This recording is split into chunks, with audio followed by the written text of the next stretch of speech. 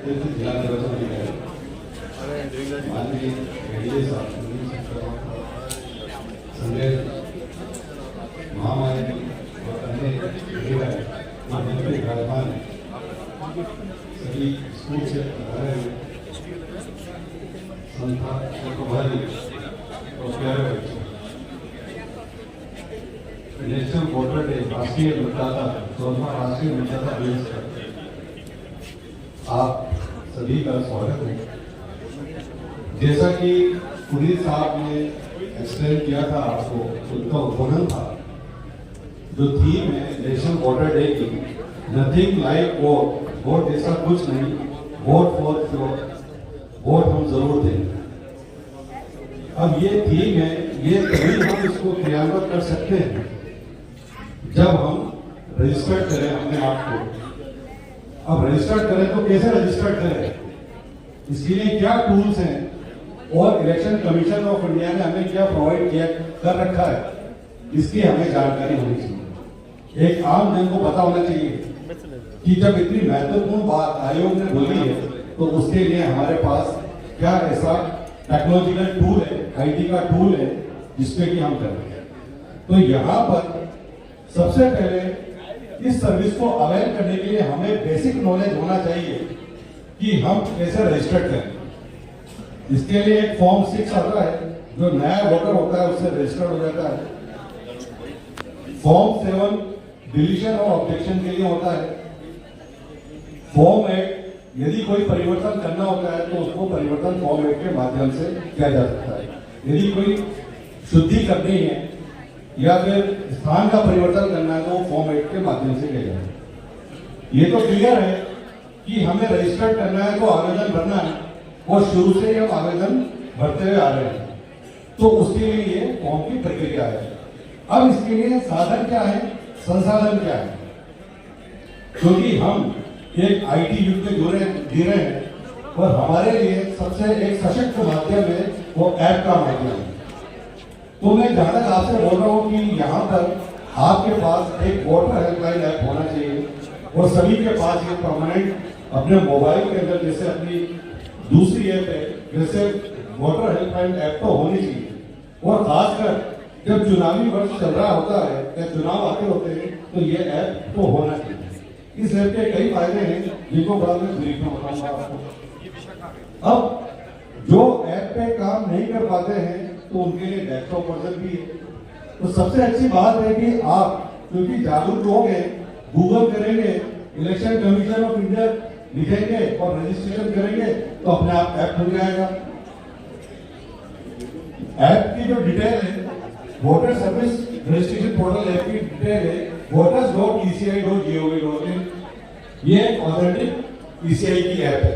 और VHA voter helpline app है जो कि कमीशन के द्वारा प्रोवाइड की गई है। इस ऐप में कोई भी ऐप होता है तो इसमें हम हमारे पास अपना एक यूनिक मोबाइल नंबर होता है, उसके माध्यम से हम रजिस्टर कर देते हैं। आपने जैसे अपना मोबाइल नंबर डाला, यदि आपका रजिस्ट्रेशन है तो ठीक है, फॉरवर्ड करके आप उसका पासवर्ड जैसे ओटीपी आता है ओटीपी डाल दें। अन्यथा आप फ्रेश हैं, फर्स्ट टाइम यूज करना चाह रहे हैं तो उसको रजिस्टर कर दें। जैसे ही रजिस्टर करेंगे तो जो मैंने आपको बताया फॉर्म 6, फॉर्म 7, फॉर्म 8, 6B इस टाइप के विकल्प खुलेंगे, इसकी आप पूर्ति कर लें। ये एक बहुत आसान काम है और पूर्ति करने के लिए जो भी इसकी फॉर्मेलिटी है वो सारी फॉर्मेलिटी आ जाती है। इस क्रम के तहत समय समय पर हमारा जो स्वीप एक्टिविटी है जिला परिषद की स्वीप फोर्स, जिसमें कि पुलिस साहब उसके सह प्रभारी हैं, ये अभियान चलाया जाता है। तो हमारे पास आज का ये मोटिव लेके जाएं कि हमारे पास हमारे मोबाइल के अंदर चुनावी वर्ष के दौरान वोटर हेल्पलाइन ऐप होना चाहिए। अब रहा सवाल, अमूमन सभी लोगों के साथ ये होता है कि हमें पता नहीं पड़ता कि हमारा मतदान केंद्र कौन सा है।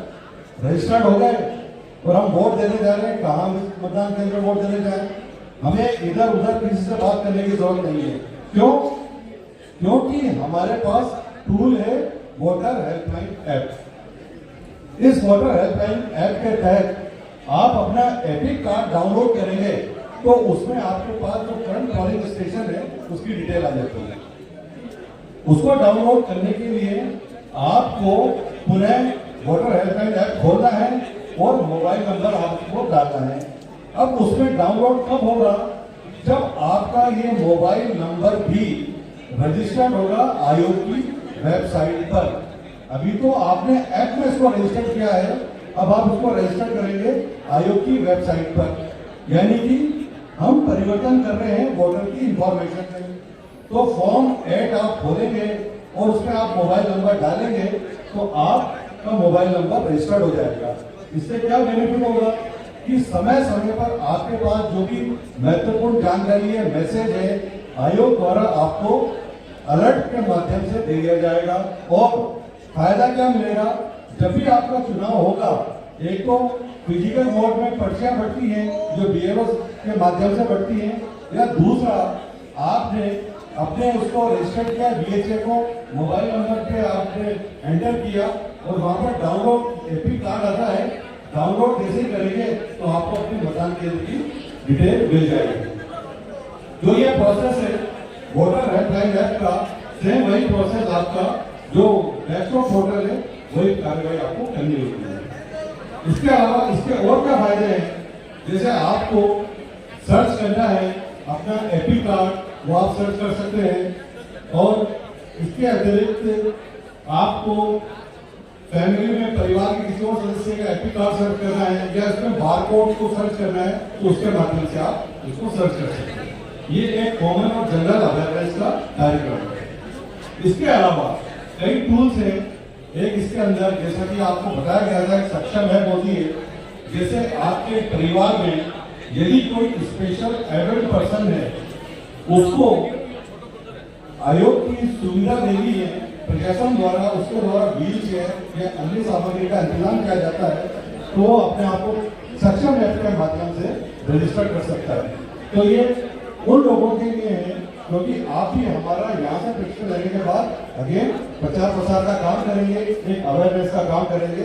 ध्यान रखना, सक्षम ऐप एक बहुत ही महत्वपूर्ण ऐप है, सी विजिल ऐप।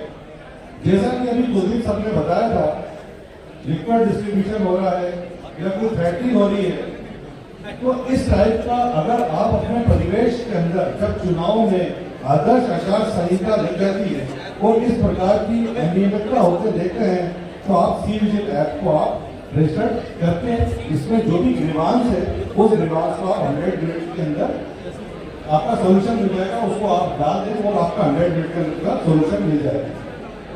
तो ये एक टूल है। इसी प्रकार अगर कैंडिडेट जो भी खड़ा हो रहा है, जो प्रत्याशी वोट खड़े हो रहे हैं कैंडिडेट, उसका आपको डिटेल पता करना है तो KYC ऐप होती है, नो योर कैंडिडेट। इसके माध्यम से जो भी कंटेस्टिंग कैंडिडेट है उसकी कंप्लीट डिटेल आपको मिल जाती है। इसके अलावा यदि आपको कोई भी किसी प्रकार का ग्रीवेंस आपके दिमाग में है या आपको सोल्यूशन नहीं मिल रहा है और आपको no need to come at the district administration, आपको इसी बूथ ऐप के माध्यम से, वोटर हेल्पलाइन ऐप के माध्यम से आपको अपना ग्रीवेंस में आप रजिस्टर कर सकते हैं। लास्ट में जैसे इलेक्शन खत्म हो जाता है और सबको ये प्रयास होता है कि काउंटिंग चालू हो जाती है, काउंटिंग में हम रिजल्ट कैसे देखें, तो अगेन आपका जो बूथ है वोटर हेल्पलाइन ऐप है, उसके अंदर फ्रेंड्स आता है, कंटेस्टिंग कैंडिडेट का जो लीडिंग फीलिंग इस टाइप की डिटेल आती है वो BHA के माध्यम से, यानी वोटर हेल्पलाइन ऐप के माध्यम से आती है। तो इन नटशेल ये जो आयोग द्वारा जो नवाचार है IT का, नवाचार तो बहुत है जो गवर्नमेंट ऑफिसर्स के लिए भी है, लेकिन जो आम सिटीजन पॉइंट के हैं वो मैंने आपको बता दिया है।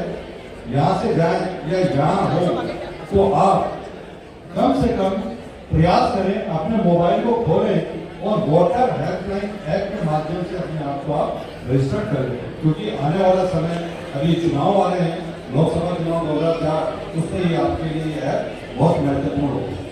इसी के साथ धन्यवाद।